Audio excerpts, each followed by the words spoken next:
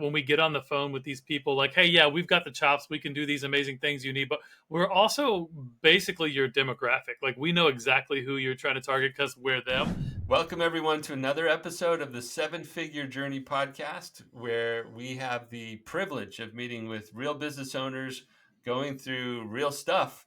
They're going to share real challenges, they're going to share real lessons learned in hopes that we can help as many of you seven figure business owners out there as possible. My name is Brett Gilliland. I'll be your host for this episode. As my team and I, several from my team, are hosting these episodes. And today's guest is Carl Cleanthes. Carl is the founder and CEO of a company called Epic Made. Epic Made is a collective of artists. They are super creative. Their art, their creations can be seen in lots of companies' work, in their marketing work, in their characters, um, in their games, all sorts of places where this art shows up. It's amazing. And so I'm going to welcome Carl. He also goes by Colorful Carl. That's his artist handle out there. So Yep. welcome to the show, Carl. Glad to have you here. Hey, man, thanks for having me, Brett. Really stoked to be here, and should be a lot of fun. Hopefully, this will be an entertaining episode for your guests. Well, we're going to entertain, but we're also going to edify. We're going to make sure that they feel stronger. They feel more Mm, knowledgeable. They feel more confidence to go do something more for their business. I'm excited for us to do that. Carl, tell love it. people a little bit more about Epic Made so they have the right framing in their mind about who you are and what your business is up to. Yeah, for sure. So Epic Made agency I started in 2006. Different name then, but same business. It has evolved over the years, as many of them do, especially on such a long run. But we do digital art and animation, visual storytelling, mostly in gaming, entertainment, and tech. So we take people's ideas out of their head, make them even more awesome, and bring them to life in whatever mediums feels the best for that. So we've made comics, we've made full animations, we do illustrated static images, graphic design, built whole brands, pretty much everything soup to nuts we've done. If somebody wants something really creative, really illustrated, very character and narrative driven, then we're not afraid to go into the different aspects in which we could bring that to life. So, And that's what makes you Colorful Carl, which is amazing. I oh love yeah, that. All yeah, right. for sure. So, Carl, along the way, man, 2006.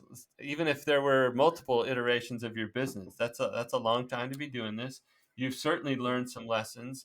What we love to talk about on this show are lessons that you've learned I'll use the term leader as I describe it, because you're Sure. you're you're an art guy, you're creative, and it was just you in the beginning, and you've built something that is viable in the market. I mean, it's been around a long time, and you've got a team of people now, and so you've had to take a personal journey from scrappy, gritty founder entrepreneur to more Yes. of a capable business building leader, right? More that there's a transition there, and your business has gone through several stages as well as you've grown.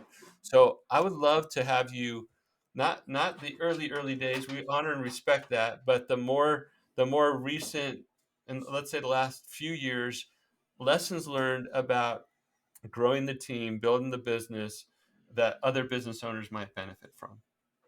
Yeah, I mean, it's huge. I think everyone says this all the time, but really finding a niche, right? Like we dialed into the things where, like, I looked at my whole team and I was like, we're really, what are the things we love no matter what, that we're going to be engrossed in industry wise, regardless of where the business is at. And maybe let's try to target some of those things so that when we get on the phone with these people, like, hey, yeah, we've got the chops, we can do these amazing things you need, but we're also basically your demographic. Like, we know exactly who you're trying to target because we're them. That was a huge thing for us that really made, like, the product and the sales part, like, a lot easier. So that part in itself was good. Falling in love with the idea. So in the past, like, 5 years, my creative director now, well, I used to be the creative director, as you can imagine, fired me from the art team, which, building a I am so sorry for all the traffic here. All right, no But, problem. We're hey, just having real well, hey, conversations with real business this is owners, right? this is the other thing, right? Like this whole like idea that we needed to spend a bunch of money on an office and have everyone come into the office and you can be more productive there. Like we got rid of all that in COVID, and now we all work from home and for our families, and you can see our motivation. Sometimes it walks by behind the camera, which is great. It happens in my it just happens, right? But so I think finding out that my best place wasn't in the production side of things. That like while I'm crazy talented artist myself, and I love the art, it wasn't about like me doing the art as much as like, can I build this team of experts that are really amazing, even better than me, and can I focus on what excuse me, doing what I'm best at. Like if I took out all the things of everybody, there's 11 of us on the team, so we're not huge and we're kind of small by design. I don't really want to get too much bigger than this, but if I zoomed out and said, what is the one or two things that only that I'm best at, I'm better than anybody else on the team. It wasn't art, it wasn't design, it wasn't the production side of things. It really was in the relationship building and no one else can build a vision for your company as the leader other than you. So I definitely needed to be focusing on that and steering the ship. And you can't do that from working on the projects. Like it's just it'll eat all of your time. So those are kind of big things. Sorry, that was like an ADD hot mess. But No, no, did that answer your question? you just spoke our listeners' language, Carl. Like, yeah, Yeah. that's perfectly it, right? They're like, "That's me. I'm dealing with all of that. I've Yeah. experienced it, including the family walking behind you in the background, like all of it." Yeah.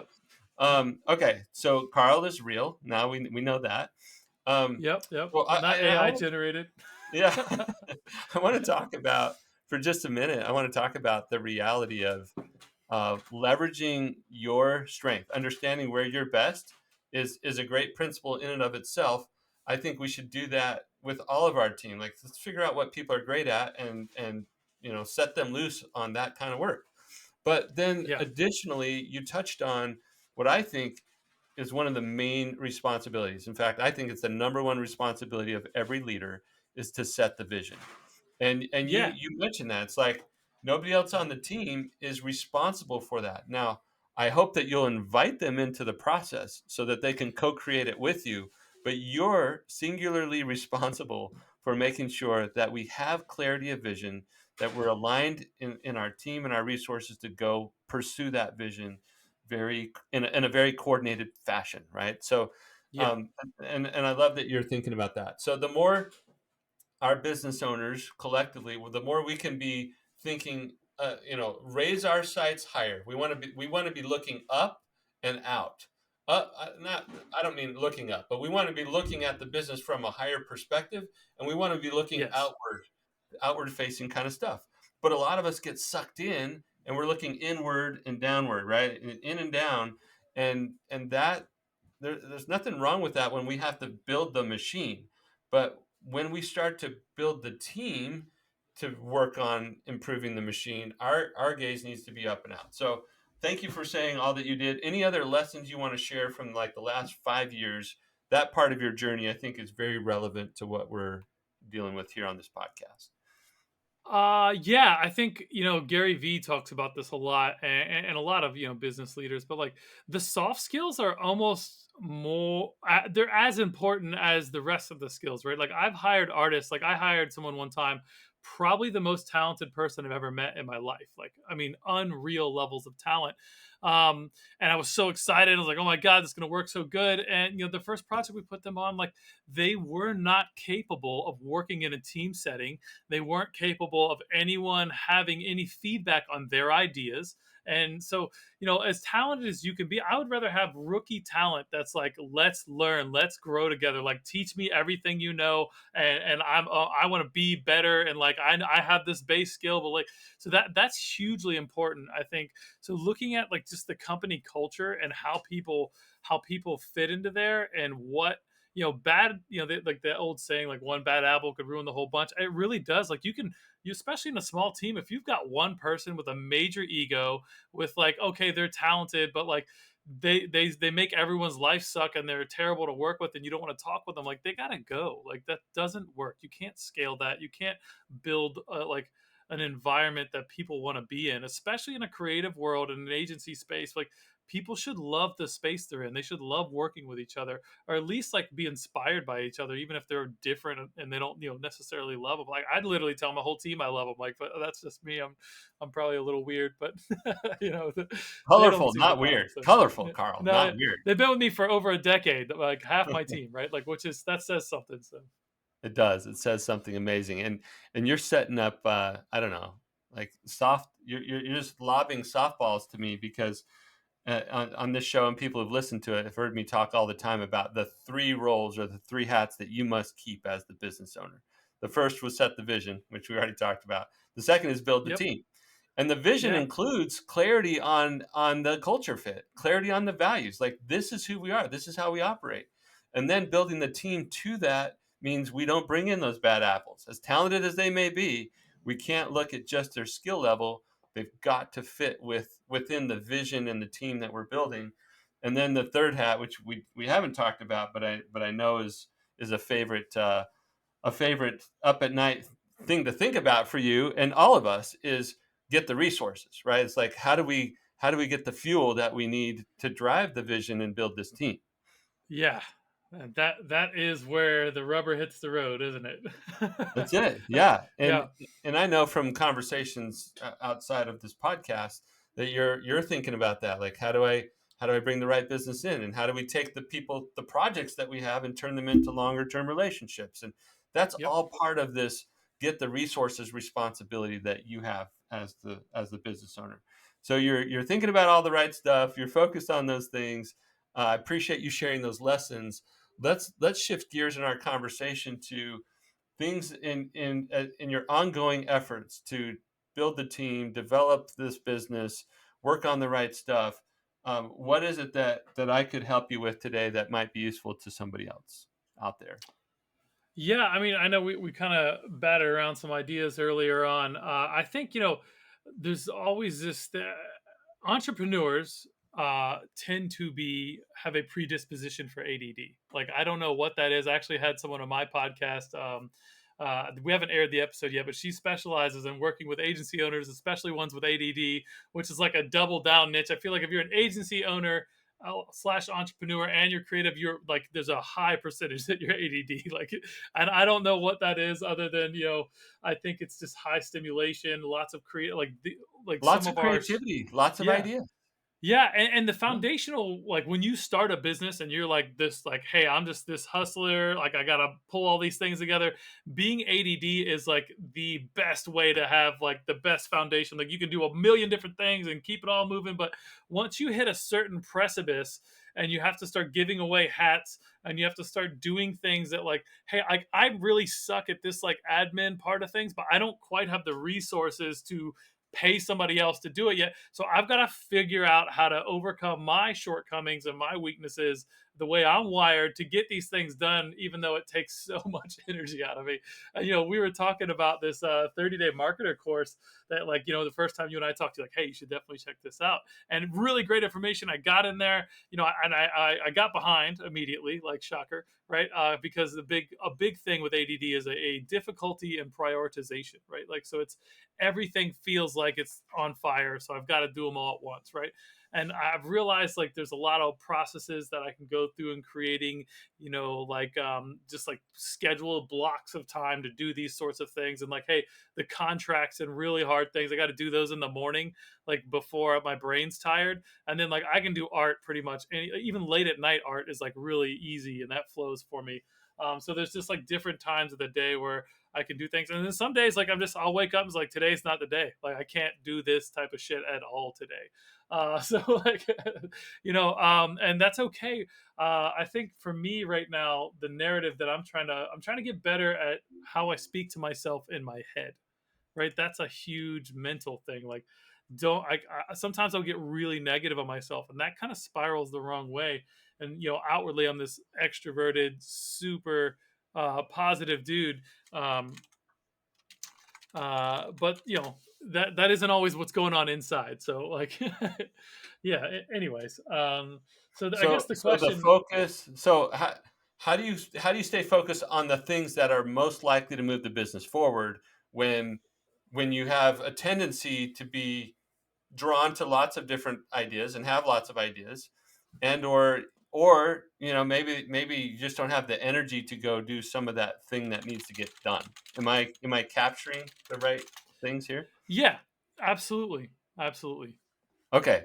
Well, Carl, before we jump in on ideas that I hope are helpful, let's gauge the importance level of this. I mean, that you have other things that matter in your business, like bringing more revenue, turning projects into ongoing relationship. Like I know there are other things that go on for business owners that might feel more important than this. Why does this merit some time for us to discuss right now? What's the impact if you don't make progress on this? What's at stake for the business? Yeah. So, like I said, I've been doing this a long time, right? And I'm pushing 40 now, and I'm like having this sort of midlife crisis in my head where I'm just like,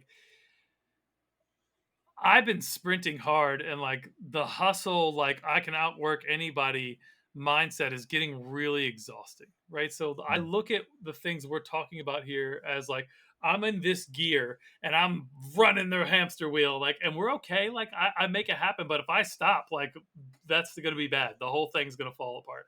So mm, I'm thinking in my head, like I've got to prioritize some time to make the other gear that makes my life easier so I can shift yes. onto this gear and then shift on so that like I don't because I'm tired. Like like I've got a lot of energy, but even someone like me, like true form extrovert, loves to talk, loves people, loves art, loves all of this, like passion driven from the time I open my eyes. Like I'm getting tired, like after But almost 20 18 years of years doing of this. that. That's Yeah. that 18 Yeah. years of hustle is a long time. Yeah, and we went from like we're doing like yard signs and like window graphics for local small businesses to like we do work for Nickelodeon, Sci-Fi, USA Network, WWE, like the list of household brands, but like I'm still sprinting really hard. Like it's exhausting. So, Yeah. yeah, yeah. Okay. Carl, thank you for being real. You said you're real. You are. I can tell. I keep it real. I Yeah. try to do other things, it doesn't work. So, Yeah. So you're so real. Okay. There are so many business owners that I meet on a regular basis who have created their exhaustion machine, right? Like you've yes. created a personal exhaustion machine. And while it's work that you love, and while you have all this energy and have the extroverted tendency, like you have all the things you described, it doesn't take away from the fact that it does require a lot of energy for you to keep it going. And so Yeah. the only way, and I think you get this mentally, but sometimes it's like, but I've been doing it for 18 years. How do I change something that I've been doing for 18 years? So what you Right. get mentally is I have to be able to shift to the next gear, but I know exactly what it looks like to continue to run the current thing, and I don't know how to make the time for myself to go do the next thing. Am I Right. describing this right? Right, right. How do I make the time to build the other pieces of the machine that will take some of this labor off of me essentially, Yeah. right? How do I Yeah. automate some of this? How do I make some of Right. this work in a system Right. Okay. that I was isn't I was Carl go to another convention, shake 75 hands, kiss a bunch of babies, put them in a spreadsheet and send hundreds of emails over the next several months. Like that's right. exhausting. And that's still, yeah, that's what it's been up to this point, and if you just keep doing that, that's you're going to keep getting the same results. So, okay. So new life for Epic Made starts with new life for Carl. So Yes. here's the way that you have to start thinking about it. You have to start thinking I'm a simple guy. Everybody knows 80/20 types of rules. I want to be practical can get here. If you literally took 20% of your time and started working on future, like move the business forward kind of stuff, you would start to make progress. Now, Right. 20% may feel like a huge chunk of time. So, how much is this grind costing you every day right now? Meaning, how many hours on average are you working a day in the current reel? Uh I mean, some days it's like 6 and some days it's 16, right? Like Yeah. it just depends. Like, No, you totally. know, And yeah, you're again, you're being real, but when I picture you doing the grind, when I picture you pedaling as hard as you can in the current in the current gear, I'm thinking like pretty consistent 10 to 12-hour days kind of stuff. Yeah, Is sure, that for off? sure. Okay. Yeah, no, it's not. No. Okay. So yeah, 50, 60-hour work weeks. There might be spikes where it's more like 60 to 70-hour work weeks or something. And maybe you give yourself some flexibility to have lower work weeks. But it feels like pretty consistently you're in this 10 to 12-hour day range. And so 20% of your time would be a couple hours a day, Right. right? Couple hours a day working on the business, working on the next gear, not just cranking out the current gear. Now, you can some people choose, they say, I'm working 10 to 12 hours a day, and you're going to give Brett, you're going to give me 2 hours a day of working on the business. That means I got to work now 12 to 14-hour days. Like that's the only way in their head. They're like, because I'm only doing stuff that has to happen. So if I take away from that, then I got to add on there. And while I get that math, it simply doesn't have to be that way. So you can choose to make it that way, and you can create the next gear while you're trying to do the current. But I would invite you to consider slowing other things down and really deciding what to say yes to powerfully. I'm going to make a recommendation for you and others to check out a book called Essentialism by a guy named Greg McKeown. Okay, Essentialism. He followed that book up with another one called Effortless, but we're going to stay with essentialism today. So essentialism is really about getting more focused in your life than you've ever been. It's almost to an extreme level. It's like what is truly essential. And you know the times when you have essential clarity. You know the times, and I don't want this for people, but when somebody in your family gets really sick, or a loved one passes away, right? All of a sudden, like death or tragedy or like severe illness brings your clarity to like a focus like nothing else. um Everything else drops away in importance, like you're right where you need to be. There's nothing else that matters, right? Yeah. So I don't want that for you, but I want that kind of focus for you. So how can you get to the point where you're like, this is the thing that matters, nothing else matters? And it's especially hard in an ADHD kind of situation that you talked about, an entrepreneurial Sure. mindset, right? So hard. So what are some cheats? Like how can we make this happen? You have to put yourself in that mindset. So I would start your morning, whether it's journaling, maybe for you it's drawing, creating something. But how can you put yourself in that place? Maybe you picture one of your parents having a diagnosis. Maybe you picture your spouse or one of your kids having a diagnosis of some sort. Maybe you don't have to go grim like that. Maybe you picture one of them and you think about their hopes and their dreams and what matters to them, and then you can start to think about that for yourself. Sometimes we have to start outside of ourselves and then bring it to ourselves. But how do you get Sure. to that point where you're like, I have to be choiceful. I can't say yes to all the things I'm saying yes to. And so just this week, I get a newsletter from Greg McKeown, the essentialist guy. And he wrote a little post that was like, how do you have the courage to say yes? Which is totally counterintuitive. We're like, what do you mean? We're trying to learn how to say no to all this stuff. But he said, Right. how do I have the courage to say yes to the one thing? Because we're getting better and better at saying no to some things, but not enough things. And so he's saying, let's flip that around. How do I have the courage to say yes to the one thing so powerfully Mm, that I'm saying no to everything else? I'm saying yes to this and no to everything else. Anyway, there's some mindset work that you can do. I would start with the essentialist um, ideas from Greg McKeown, and then I would try to use some of these practices of, you know, write your own obituary, or go to your funeral service at the end of your life, and who's in the room and what are they saying about you and the choices that you made. And most of those things don't include working 10 to 12-hour days and just doing the grind, right? It's not right. there. So how do we force ourselves to start living today as though we had that bad news later, right? Like in the moment of bad, like, and we don't have to go extreme to bad news, but let's say you had to drive to a client meeting, Carl, or to any number of things, and you got a flat tire on the freeway. How much is that going to set you back? Not monetarily, time wise. Like if you're Right. really Yeah. good, 20, 30 minutes.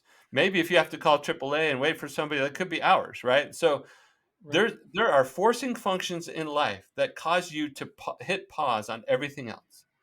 If those life forcing functions can do that to your schedule, why can't you? Like why can't we Mm, figure out to say, nope, this is flat tire time in my schedule. I'm Everything else is moving aside.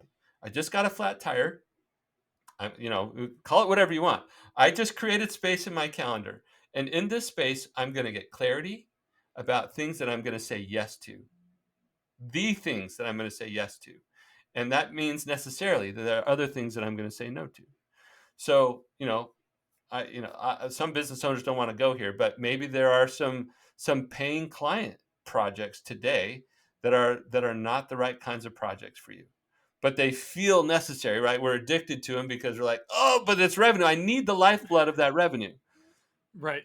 Maybe if I weren't focused on that bad project, I would have enough time to go get another good project or turn another good Yeah. project into an ongoing relationship, right? And we get in these cycles where we're sort of addicted to bad revenue. So, but it starts with clarity, and that starts with creating space in your day. So, Carl, let's get more practical with this. How are you going to create space in your day? Is it going to be starting earlier than you usually do and still doing all the grind? Or are you going to replace some things that you're doing today with some focus time? I think, yeah, I think I need to remove. I take a lot of calls right now with kind of people I'm trying to find a service solution to like lead generation and some other things. And like, I think if I got rid of that, like those types of calls and a few other like little gaps in the day, because I mean I already get up at 6 in the morning every day. Like I could get up at 5, but like I'm just gonna get tired earlier. Like Right, there's not really a right. lot to do there. I do a lot of like, yeah, I don't I think some of that will work. And then just being a little more mindful with how I spend my time during the day and being, if I can drink maybe a little less coffee, that probably doesn't help my ADD. Although there's probably a threshold where it does, and then a threshold where it goes too far the other way. But I think if I just got a little more organized on like the way I want to accomplish things, and then put these tasks, like I need to break that down. So I'm gonna read this book, which is fine because I'll just do that on a run or some sort of like Yeah, exercise listen thing to it. for the. Yeah, Yeah, yeah. I can't read. I can't read. Like yeah. it just doesn't. I like For all something the reasons happens. we've Yeah, already talked about, right? I'm gone. Yeah, but if I'm doing something else, like driving, running, walking, I can listen to a book and learn, which is Yeah. good. So I found that a few years ago. That definitely helped me level up a lot. So I'm gonna get this book and then just try to break it down to little actionable things. Like how can I start to prioritize and get rid of things. It's the tough thing for me is like I have a huge backyard homestead where I grow a lot of food and I make that takes a lot of energy. I volunteer on a board for the Graphic Artists Guild. I'm the regional rep for the East Coast, and like then I've got my podcast and I've got my live art show, and then I got Epic Made, and all of those things like feel like they're all the same priority. So maybe I should let one of them go or two of them. I don't know. I don't know. That's something I considered heavily at the beginning of the year, and maybe temporarily, like let's pause Yeah, one for maybe it's six just months. maybe it's like a sabbatical kind of approach, right? I'm taking a sabbatical from this activity because my business merits getting enough working on the business time for us to shift to the next gear. Because right now you're Yep. clearly maxed out in the current gear, and that's Yep. unsustainable, right? You're feeling you're like I cannot do this anymore, and so there Right. are ways to shift gears. There are ways to make this happen, but you must be able to dedicate the time to it. You must say yes to the shifting gears work. Otherwise, you're just stuck in the pattern, and you will burn out. It may not be tomorrow, it might not be next year, but eventually it crumbles, right? Yeah, Um, for sure. all right, so Carl, And one more practical idea for you sure. that I hope will be Mhm. helpful to others as well. I found this practice to be extremely beneficial. Somebody took me through it years ago, and now I share it on a regular basis. The practice is taking inventory of your time. And and I know somebody like you is probably like, I don't really want to be great at calendar management. I don't want to get more disciplined. I don't want you to be more disciplined either, except for if it's hurting you. So to not Right. do it, right? So in this case, taking inventory of your time, just like the financial people all say, if you want to get better with money, you track where you spend every cent, right? And they make you Right. track all your spending and then you put together a budget. That's exactly what we're going to do here. We're going to track every increment of time, okay, and I not every minute. I suggest for somebody like you, I would do probably 30-minute chunks. For people who are already more time conscious, more like into that, I would say 15-minute blocks of time. For you, it might be 30 minutes, maybe even an hour. But every 30 minutes or an hour, you track exactly how you spent that time from the whole day, not just your business hours, the whole day. Mm. And you have to do this for at least 2 weeks. 3 or 4 weeks is better. When you see it over time, you see you get to normalize it a little bit. There's fewer of the flat tire things or the one-off things that happen, and so you see it over time. So you basically see how you spend your time over a period of 3 weeks or a month, and then you can sit back and say, okay, I am choosing to spend 4 hours a week on gardening instead of 10 hours a week, right? Or whatever. But you just get to be more choiceful. Or I'm not going to do the board involvement thing for 6 months or whatever. So, but your goal is to create space in your life and in your business for the gear shifting work that you alluded to earlier. Like I need to do that gear shifting work because I'm pedaling as fast as I can in the current gear and it's not working. And the other gear's not there to switch to. So Yeah, it's like, yeah, yeah, that makes a lot of sense. And I started doing that, and then I sort of just like it. It, I think reading this book is going to be helpful. I'm really good with like, especially in that format, like getting this audio book, going through it, and just even if I get just like one or two nuggets out of it that I can just go, just keep replaying in my head. I think that'll be yeah. huge. So yeah, Okay. appreciate that. One more idea then. Who is somebody that you can't stand to disappoint? Like somebody in your life. Could be a family member, a friend, a team member. Who can you not My disappoint? wife. Okay, My your wife. wife for sure. Yeah. Well, she made an appearance on our episode today. She walked behind you, right? She did with Okay, my a son. couple Yeah. times. So, all right. So Yep. you get to invite her in. Now you say, "Hey, that conversation you were in today, you have an action item." So you're going to go to her and say, "Here's my commitment around taking time inventory," or enroll her in the process of helping you take the time inventory. But Sure. most of us need a little bit of positive peer pressure, a little bit of social support when we Yeah. try to make some changes. And if we just sort of say, I'm going to do this myself, we're much less likely to have a successful outcome. So I need you to enroll people and tell others what you're doing. You can enroll your spouse as the helper, as the accountability buddy, but then tell your team members what you're doing as well. That maybe they're not your Okay. accountability buddy, but you're committing verbally to more people. Here's what I am doing. Here's what I'm committed to. So you enroll others. And then, Carl, is there like a special treat, or it could be, I don't know. I don't know. It could be a sweet. It could be something you like to do. Is there something that you reward yourself with ever? I mean, hot yoga is my favorite thing to do, but Okay. like I can't if I remove that away, if I fail, like I have to have that to even keep myself sane anymore. So I Okay. don't All know. right. Well, I don't want to Uh, remove anything, but maybe you can yeah, have a bonus session of hot yoga if you complete your time I like that. inventory, right? Or I something like like that. that. Just reward yourself, enroll a friend, enroll your spouse, and then yeah, do the mindset stuff with that essentialism book. But you got this. You know that gear Yeah. shifting requires your attention, and when you continue to give the attention to what you've been giving it to for years now, you're never going to do that other work. And then we're going to be back at this point the next time I talk to you, right? Yeah, I can't afford that emotionally. Like Yeah. I want to get off the ride. Like this ride is Yes. exhausting, You've got and to I get off. love the ride, but it's still just like I need to switch to the other ride over here. This one looks, there's a better ride to be on. A little getting more dizzy. balance. Like, Yes. All yeah, right, yeah, Carl. This has been a cool, fantastic episode. I don't remember you mentioning your own podcast in the front end. So tell us about your sure. podcast. Tell people where to find Epic Made. Tell people how to Yep. connect with you online.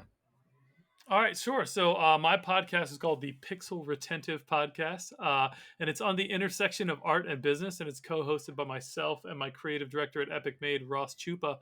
And we just interview agency owners, we interview creatives, creative people, marketing people, and just kind of get their take and their perspective on the different aspects of the intersection of art and business. You can find that. You can find Epic Made. You can find my live art show, the Graphic Artist Guild. All the stuff I do is all linked through my personal art website. It's colorfulcarl.com. I do speaking engagements and all that sort of stuff on like Web3 and NFTs. We're pretty big in that space as well. So yeah, colorfulcarl.com.